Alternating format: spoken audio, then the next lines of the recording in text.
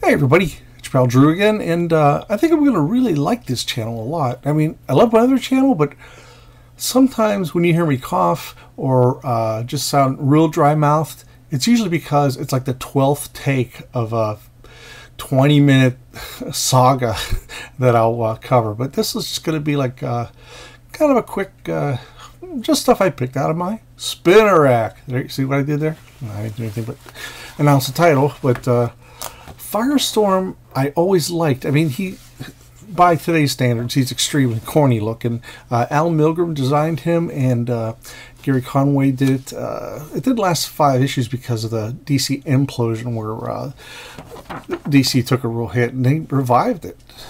It's Fury of Firestorm. That's so dumb. Why is her arm behind her back other than show off her, her womanly parts?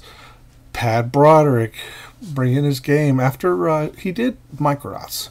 But I just love how this came out. He's floating. There's so much great stuff going on there.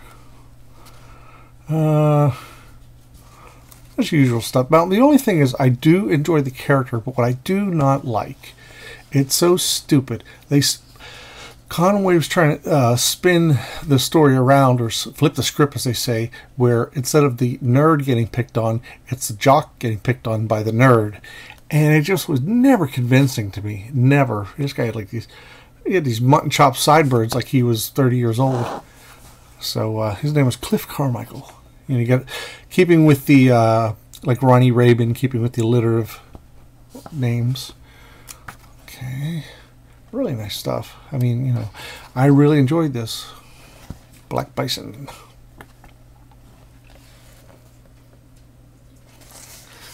Get a little closer, get a little more. Yeah, it's not printed that great. It's kind of faint. So, really nice stuff. And then,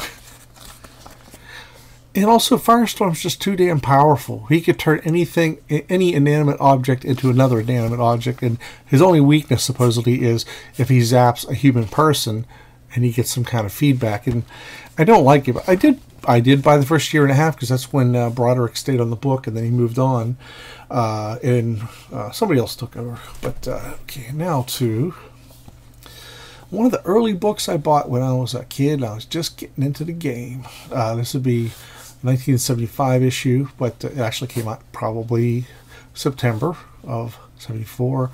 The original cover had these googly eyes on them. They're like cross-eyed.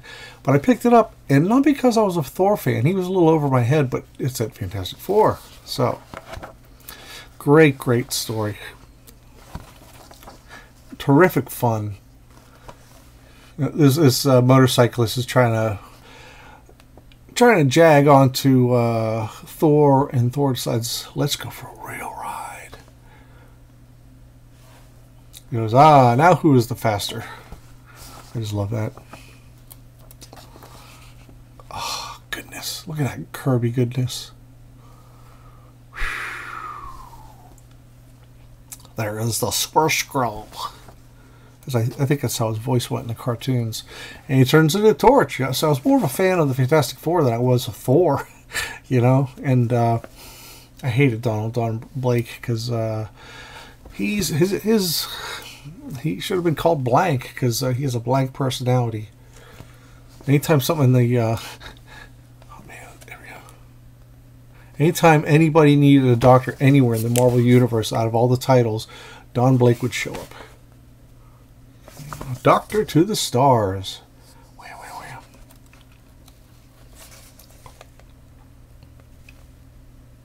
I love that.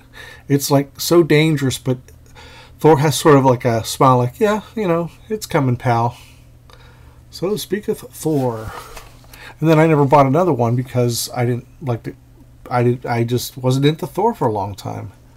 Even with the Kirbiness, it was just too. To me, it was like homework, even though most of that was made up other than the name Thor and the Norse mythology loosely indicated. Well, here's an issue at Nexus. I got hooked on it. Was starting with issue 5, which first appeared in First Comics, an indie publisher that was really great. They had a magnificent roster of comics. And I was getting Nexus regularly. And at the time, I was not a fan the late great Keith Giffen, who we just lost like a week ago.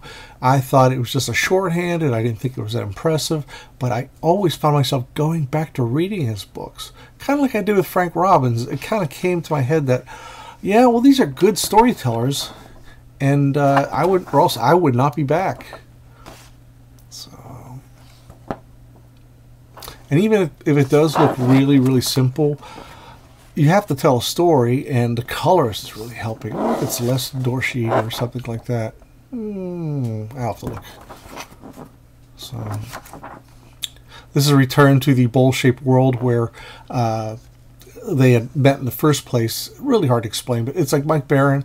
He knows enough about science fiction and actual science, and then he puts in a little bit of wackiness, you know, that only he and Steve Rude could have created. The fiends drug us. Let's kill them all now. Hold on, I sense a deeper purpose. Truly a great one. We only gave you the leaf of larger thoughts so that we could converse with you. That was cool. Leaf of larger thought. Chomp. Chomp. Spits out a little Garfield. It's kind of like a step up from when you have a cherry in your mouth and you twist the stem around your tongue into a knot. Which is so easy. I showed this not too long ago on my other channel. It's just really great stuff. Really, really enjoyable.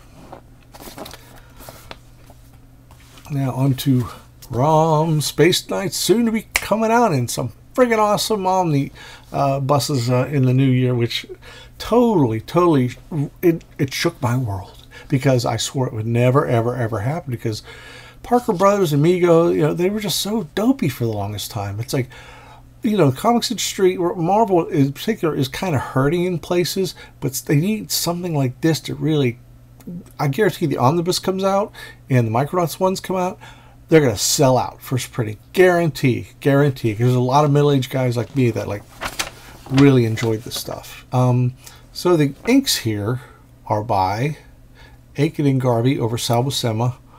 A lot of people don't, well, Sal didn't like it, and then some others mentioned it, but Sal's stuff was like an open door. It was like, it's an unfocused door, but it's an open door. There we are. These guys kind of did a really cool, like, Michael Golden sheen to the art.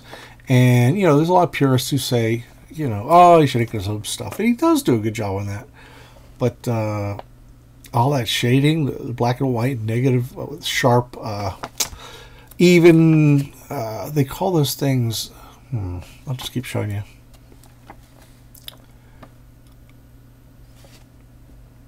But you see what I mean, like with Starshine, and these guys too.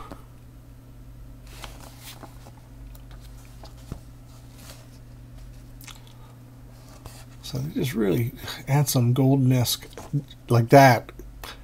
It's a very golden-inspired ink job, and I totally loved it. And really nasty stuff goes on. Such a good book. Oh man, look at that. John Byrne in his prime. Just saying, I like being a, what's that term? A cog in the wheel. Everybody busted his balls about saying.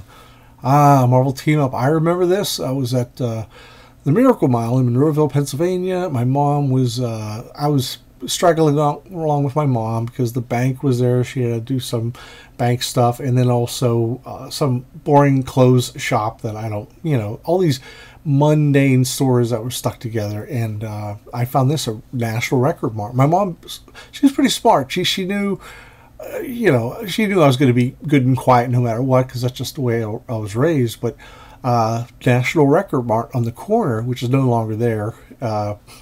It would have been across from Napoli's Pizza, which is still around. So, you know, she took me to the National Record Mart and said, hey, buy a comic. And I'm like, yeah. First of all, I've mentioned how I love the Human Torch visually and Iron Man just in general. And Lordy Lou, look at that Romita cover. It just screams at you.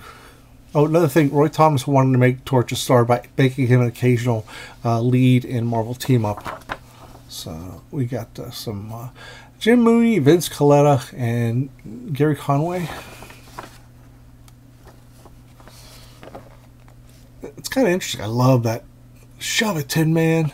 They're about to fight, but they actually stop. And here is the good old startling return of the Man in the Mystery Mask in FF-154. And Johnny has the red outfit that's similar to the Golden Age Human Torches, because there was a story years ago where after Sue Storm briefly left the group, Medusa took over. Her costume was different, and so they were like repairing their costumes. It's crazy. Only in comics, Ray would redo their costumes. So Johnny was somehow thinking of the Golden Age torch, and it actually worked because it gave them all different colors, you know, except for Ben's trunks. So, but you know, that doesn't really. It's an okay story. You know, it's weird.